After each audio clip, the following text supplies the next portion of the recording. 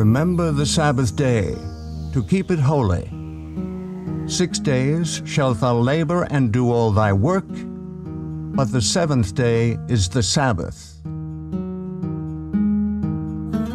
For people wanting to obey the Bible commandments, the question is, which is day one?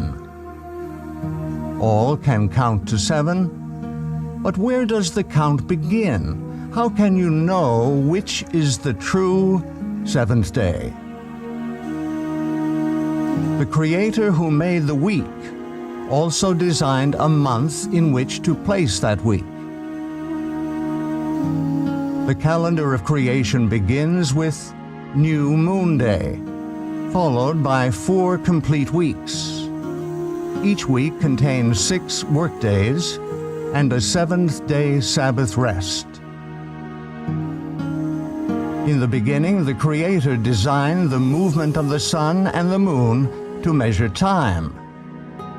Let there be lights in the firmament of the heaven to divide the day from the night, and let them be for signs, and for seasons, religious gatherings, and for days and years. 2 great lights were set in the firmament of the heaven to rule over the day and over the night. Time can be measured only by movement. The movement of the sun measures a day. In 365 1/4 days, the sun and the earth return to the same relative position. This is 1 solar year. The moon's 29.5-day rotation measures a lunation, which is the basis of the month. 12 1/3 lunations are the same length as a solar year. There are 3 basic calendar formats using the movements of the sun and the moon. 1 solar, 2 lunar, 3 lunisolar. Number 1. Solar, the measurement of the movement of Earth and Sun. Solar calendars use the sun for measuring the length of the year only. Months of arbitrary length have no link to nature. On the Gregorian solar calendar, weeks cycle continuously. Even leap day, every 4 years, does not disrupt the continuous weekly cycle. Lunar, the measurement of the moon's rotation.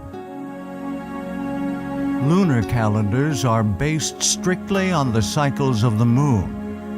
Months, which begin the first dawn after conjunction, cycle continuously without adjustment to the solar year.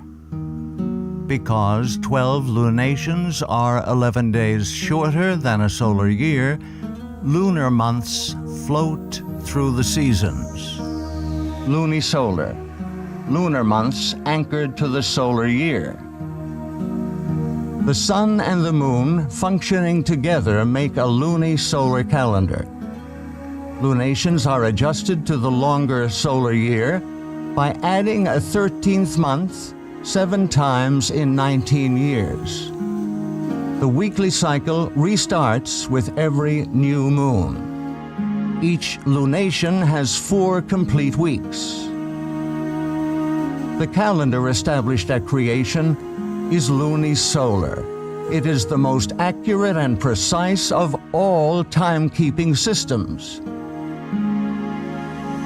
In Scripture, each lunation starts with the celebration of a special day of worship, New Moon Day. New Moon Day starts with the first dawn after the astronomical new moon, also known as the conjunction. 6 work days follow, and then a 7th-day Sabbath on the 8th of the month. 3 more weeks follow, ending on the 29th. Through measurement and calculation in the days leading up to the 29th, the time of conjunction is revealed so one can determine if the month has 29 or 30 days. No month ever has more than 30 days. The true lunisolar calendar is very user-friendly. Days of the week always fall on the same dates of the month. Every time a seventh-day Sabbath in Scripture is assigned a date, it always falls on the 8th, 15th, 22nd, and 29th days of the month.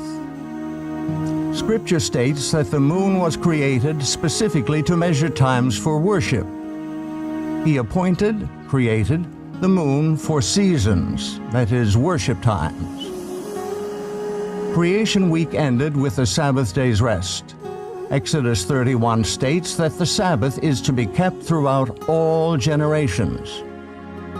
Verily my Sabbaths ye shall keep, for it is a sign between me and you throughout your generations, that ye may know that I am your Maker, that doth sanctify you.